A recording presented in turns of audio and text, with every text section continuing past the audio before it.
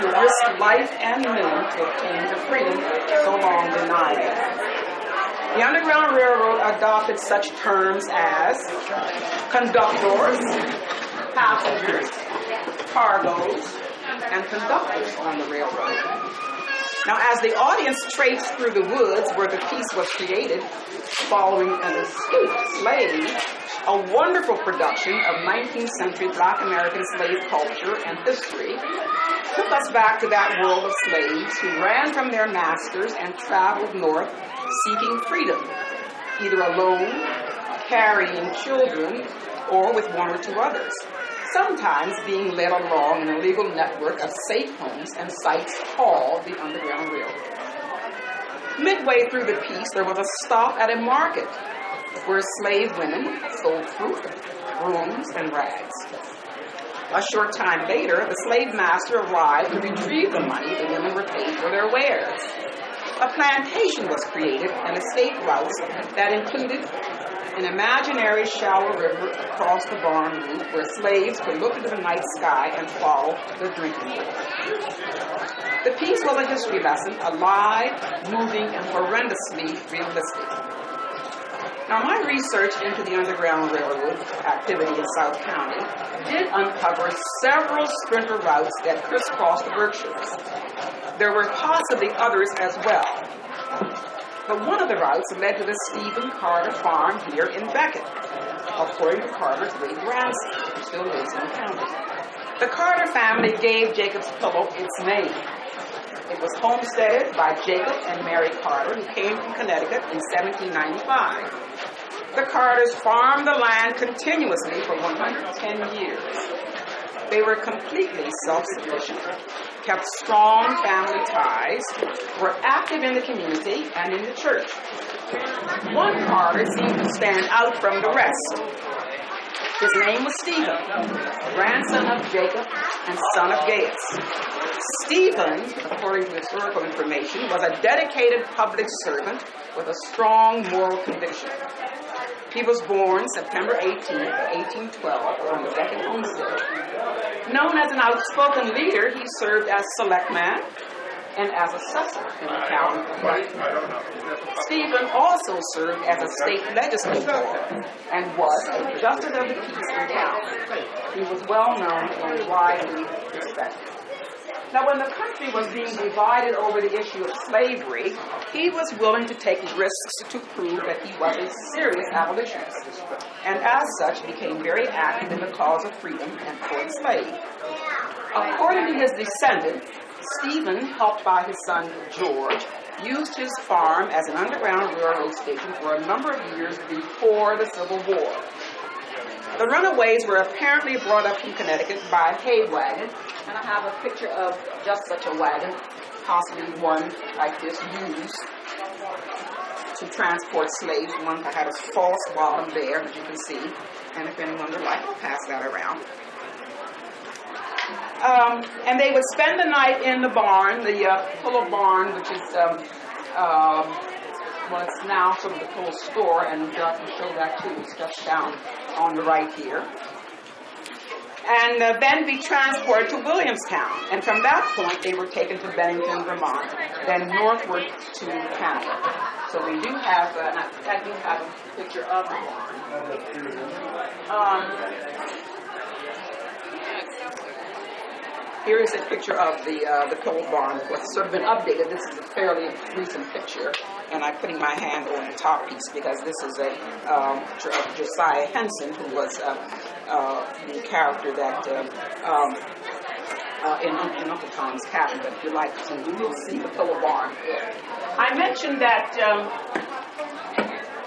Jacob's Pillow, where Jacob's Pillow got its name, and apparently we are all. And we're just learning this, at least I am, that the large boulder for which Jacob's Pillow was named is on the south side of the Stephen Carter house. Now, the Stephen Carter house is that white house that you see on the left down there. And if you walk to the back to the south, you will notice three large boulders. Well, the largest of the three, apparently, was named Jacob's Pillow. Of course, years ago, if you remember this, I know myself as a youngster, Of course, we always knew that this was Jacob's ladder, and apparently, what we understand, of course, this is sort of legendary, that it was named after the Bible, from the Bible, biblical terms, Jacob's ladder, and then of course Jacob's pillow, which is now the dance club, which named, of course, for the very large boulder in the back there. And also, there was a bicentennial history of Becket that suggests that a local farmer named Jacob often pulled out stuffed vehicles with his oxen for a feed. And it might have been named that as well. And of course, there was a lodge called Jacob's Dream as well. So lots of references, of course, to Jacob's ladder. And Jacob's pillow. I want to show you a couple of other alleged safe homes in the Berkshires for fugitive slaves, runaway slaves. Let me just mention also that after the Fugitive Slave Act of 1850, which was illegal before, but it was really illegal, and people had to be extremely careful about harboring fugitives because they were often fined and even sent to jail as a result of their activity. And I know in doing a little bit of this research, and I went around to a number of the roads, back roads, and houses in the area that supposedly harbored fugitives, and I wondered how on earth those slaves or those runaways could find their way from house to house, usually at night, without light, without lanterns or anything. But they managed to do that. And I guess when you're really serious about obtaining your freedom, you're willing to do almost anything to get that. And some of the houses that certainly uncovered, here is one. This is one from Sheffield, the Conway family in Sheffield were also, it was a safe house. And I can find it. There were even have a diagram of the Conway house showing where the fugitives might have been held.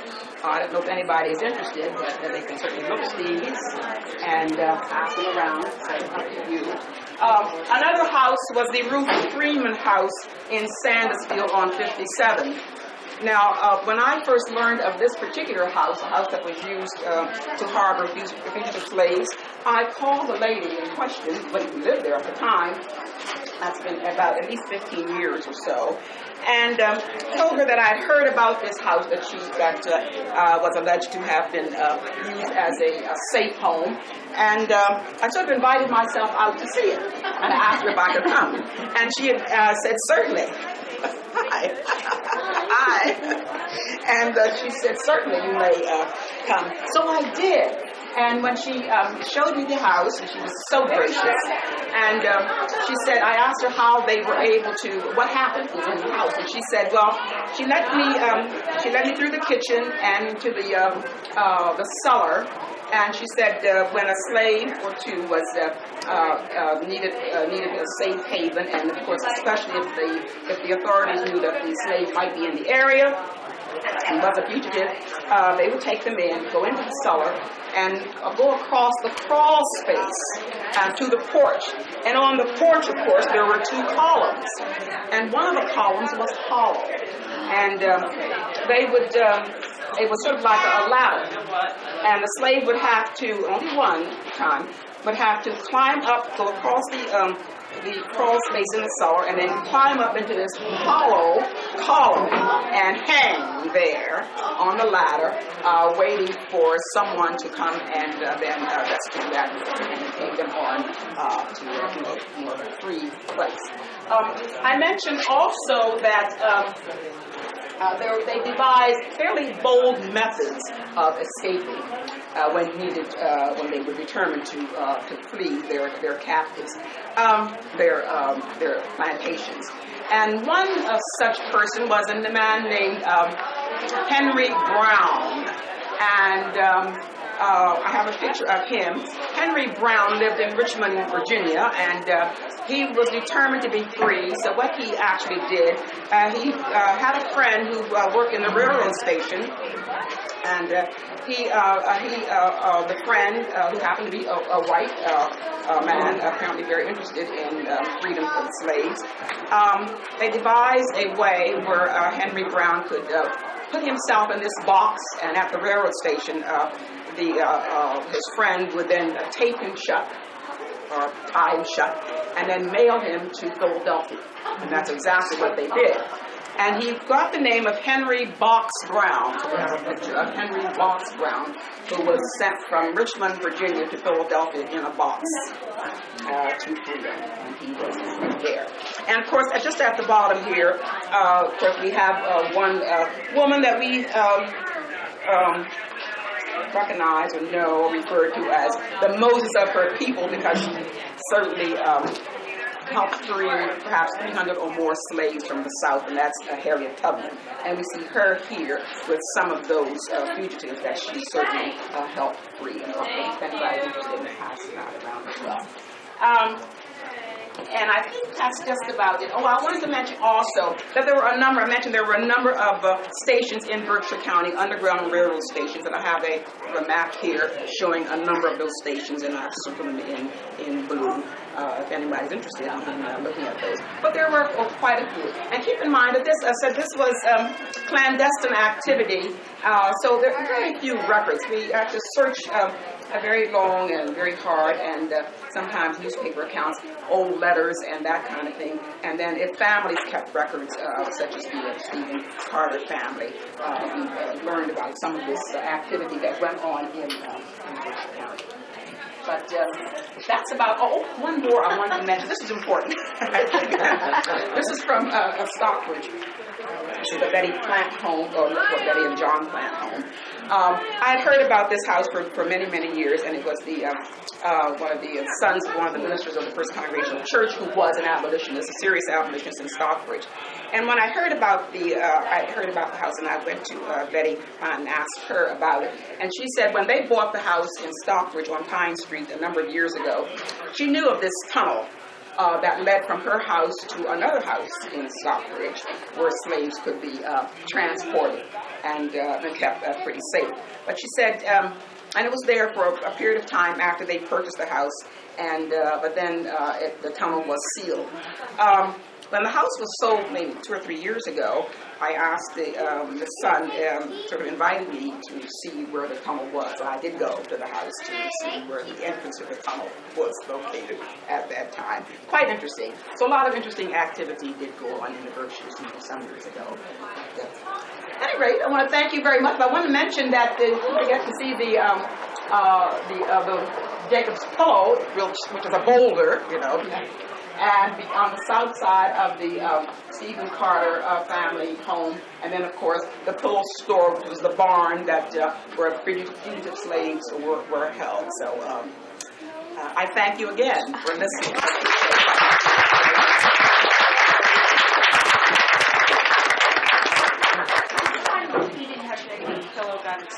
According to what the information that I had, we've known that Jacob's Ladder has been there for forever, and it probably was named after a person at that time. But there are people who think that it had a biblical reference. And I can remember as a young child going this way, sort of towards Springfield and whatnot,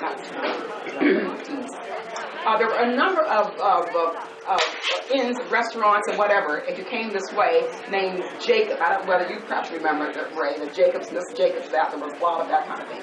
But we understand that when the family, purchased this, they named one of the boulders Jacob's Pillow, and I don't know why. But it's just that's all, that's the information that I have, that one of the boulders was named Pillow, Jacob's Pillow. And then, of course, I mentioned that there was the history of Becket, the bicentennial history of Becket, suggests that a local farmer named Jacob also. So there were a lot of Jacobs around, but I do remember hearing and seeing Jacob this and Jacob that when we traveled this route, perhaps in the 40s, 50s.